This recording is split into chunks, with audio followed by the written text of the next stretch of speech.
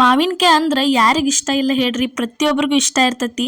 ಅದೇ ರೀತಿ ನೋಡಿದ್ರನ ಸಾಕು ಬಾಯಾಗ ನೀರು ಬರುವಂಗೆ ಈ ಥರ ಮಾವಿನಕಾಯಿ ಉಪ್ಪಿನಕಾಯಿ ಯಾವ ರೀತಿ ಹಾಕೋದಂತ ನಾವು ಸುಲಭವಾಗಿನ ಇವತ್ತು ಈಸಿಯಾಗಿ ನಿಮ್ಗೆ ಹೇಳ್ಕೊಡ್ತೀನಿ. ಅದಕ್ಕಿಂತ ಮೊದಲು ನಿಮ್ಗೆ ಪ್ರಿಯಾಸ್ ಕಿಚನ್ಗೆ ಸ್ವಾಗತ. ನೀವಿನ್ನೂ ನಮ್ಮ ಚಾನಲ್ನ ಸಬ್ಸ್ಕ್ರೈಬ್ ಮಾಡಿಲ್ಲ ಅಂದ್ರೆ ಮಿಸ್ ಮಾಡಲಾರ್ದ ಬೇಗ ನಮ್ಮ ಚಾನಲ್ನ ಸಬ್ಸ್ಕ್ರೈಬ್ ಮಾಡ್ಕೊಂಬರ್ರಿ. ಇಲ್ಲೇ ಮಾವಿನಕಾಯಿ ಉಪ್ಪಿನಕಾಯಿ ಹಾಕಾಕ ಇಲ್ಲೇ ಮಾವಿನಕಾಯಿ ಏನೈತಲ್ಲ ನಾವು ಈ ರೀತಿ ಹೋಳ ಇಟ್ಕೊಂಡಿದ್ವು.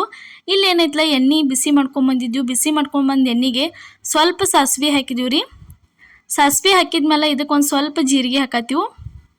ಜೀರಿಗೆ ಹಾಕಿದ್ಮೇಲೆ ನೋಡ್ರಿ ಇದಕ್ಕೆ ಏನೈತಲ್ಲ ಒಂದು ಸ್ವಲ್ಪ ಬೆಳ್ಳುಳ್ಳಿ ಸೇರಿಸ್ಬೇಕ್ರಿ. ನಾವು ಮಾವಿನಕಾಯಿ ಯಾವುದೇ ರೀತಿ ಉಪ್ಪು ಹಚ್ಚಿ ಅರಿಶಿನ ಪುಡಿ ಹಚ್ಚೋದು ಬಿಸಿಲಾಗ ಒಣಗಾಕಿಟ್ಟಿಲ್ಲ, ಡೈರೆಕ್ಟಾಗಿ ಹಾಕತ್ತೀವಿ. ನೀವು ತಿಂಗಳು 2 ತಿಂಗಳು 3 ತಿಂಗಳು ಬಿಟ್ಟು ತಿಂದ್ರೂ ಉಪ್ಪಿನಕಾಯಿ ಹಂಗೆ ಬೇಕಲ್ಲ ಹಂಗೆ ಇರ್ತಾವೆ, ಸ್ವಲ್ಪ ಕೆಡಂಗಿಲ್ಲ ಏನಿಲ್ಲ, ಚಲೋನ ಉಳಿತಾವ್ರಿ ಈ ಥರ ಉಪ್ಪಿನಕಾಯಿ ಹಾಕಿದ್ರಂದ್ರೆ. ಬೆಳ್ಳುಳ್ಳಿ ಹಾಕಿದ್ಮೇಲೆ ಇದಕ್ಕೆ ಸ್ವಲ್ಪ ಖಾರ ಪುಡಿ ಹಾಕತ್ತೀವಿ ನೋಡ್ರಿ.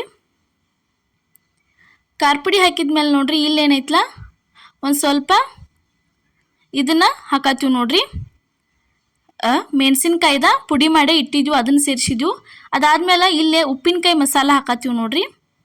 ಖಾರದ ಪುಡಿ ಹಾಕಿದ್ವಿ. ಅದಾದ್ಮೇಲೆ ಸ್ವಲ್ಪ ಬ್ಯಾಡಗಿ ಮೆಣಸಿನ್ಕಾಯಿ ಏನೈತಲ್ಲ ಪುಡಿ ಮಾಡಿ ಇಟ್ಟಿದ್ವಿ, ಅದನ್ನು ಹಾಕಿದ್ವಿ.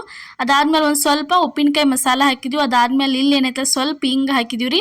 ಅದಾದ್ಮೇಲೆ ಇದಕ್ಕೆ ರುಚಿಗೆ ತಕ್ಕಷ್ಟು ಉಪ್ಪು ಹಾಕಿದ್ವಿ ನೋಡ್ರಿ. ಉಪ್ಪು ಹಾಕಿದ್ಮೇಲೆ ಇದನ್ನು ಚೆನ್ನಾಗಿ ಈ ರೀತಿ ತಿರುವಾಡ್ಕೋಬೇಕ್ರಿ. ಅಷ್ಟು ಎಲ್ಲ ಮಸಾಲೆ ಈ ಥರ ಅಷ್ಟು ಎಲ್ಲ ಮಸಾಲೆ ಕುಡ್ಕೋಬೇಕು. ನಿಮ್ಮ ಕಡೆ ಉಪ್ಪಿನಕಾಯಿ ಮಸಾಲೆ ಇಲ್ಲಂದ್ರೆ ನೀವೇನು ಮಾಡಿರಿ, ಏನೈತಲ್ಲ ಬ್ಯಾಡಗಿ ಮೆಣಸಿನ್ಕಾಯಿನ ಸಣ್ಣಂಗೆ ಪುಡಿ ಮಾಡಿ ಇಟ್ಕೊಂಡಿರ್ತಿರ್ಲಿ ಅದನ್ನು ಸೇರಿಸ್ಬಿಡ್ಬೇಕ್ರಿ. ಇದಕ್ಕೆ ಸಣ್ಣಂಗೆ ಪುಡಿ ಮಾಡೋಂಗಿಲ್ಲ, ಒಂದು ಸ್ವಲ್ಪ ಮೀಡಿಯಮ್ ಒಳಗನ ಪುಡಿ ಮಾಡ್ಬೇಕ್ರಿ. ಇಲ್ಲಿ ನೋಡ್ರಿ ಇವಾಗ ಹೆರ್ಚಿಟ್ಕೊಂಡಿದ್ವಲ್ಲ ಅವನ್ನ ಮಾವಿನಕಾಯಿ ತಂದ ಇದ್ರೊಳಗೆ ಸೇರ್ಸತ್ತೀವಿ ನೋಡ್ರಿ. ಅಷ್ಟು ಎಲ್ಲ ಸೇರಿಸಿ ಪೂರ್ತಿ ಕೈ ಬಿಡ್ಲಾರ್ದ ಚೆನ್ನಾಗಿ ಇದನ್ನು ಈ ಥರ ತಿರುವಾಡ್ಕೋಬೇಕು ನೋಡ್ರಿ. ಅಂದ್ರೆ ಪ್ರತಿಯೊಂದು ಹೋಳಿಗೂ ಮಾವಿನಕಾಯಿ ಪೀಸಿಗೂ ಏನೈತಲ್ಲ ಮಸಾಲೆ ಹತ್ಬೇಕು, ಅಲ್ಲಿ ಥರ ಇದನ್ನು ಚೆನ್ನಾಗೆ ತಿರುವಾಡ್ಕೋಬೇಕು. 1 ವರ್ಷ ಇಟ್ಟು ತಿಂದ್ರು ನೀವು ಮಾವಿನಕಾಯಿ ಕೆಡಂಗಿಲ್ಲ ಏನಿಲ್ಲ, ಅಷ್ಟು ಭಾರಿ ಮಸ್ತಂಗೆ ಉಳಿತೈತ್ರಿ. ಉಪ್ಪಿನಕಾಯಿ ಅಂತೂ ಭಾರಿ ಟೇಸ್ಟ್ ಅನ್ನಿಸ್ತಾವೆ. ಈ ಥರ ಪೂರ್ತಿ ಎಲ್ಲ ಚೆನ್ನಾಗೆ ತಿರುವಾಡ್ಕೋಬೇಕ್ರಿ. ಕೆಲವೊಬ್ರು ಏನು ಮಾಡ್ತಿರ್ತಾರಂದ್ರೆ ಬಿಸಿಲಾಗ ಒಣಗಿಸಿ ಉಪ್ಪಿನಕಾಯಿ ಹಾಕ್ತಿರ್ತಾರೆ ರೀ ಮಾವಿನಕಾಯಿ, ಅರಿಶಿನ ಪುಡಿ ಮತ್ತು ಉಪ್ಪು ಹಚ್ಚಿ. ಆ ಥರ ಮಾಡೋಕ್ಕೆ ಹೋಗಬೇಡ್ರಿ.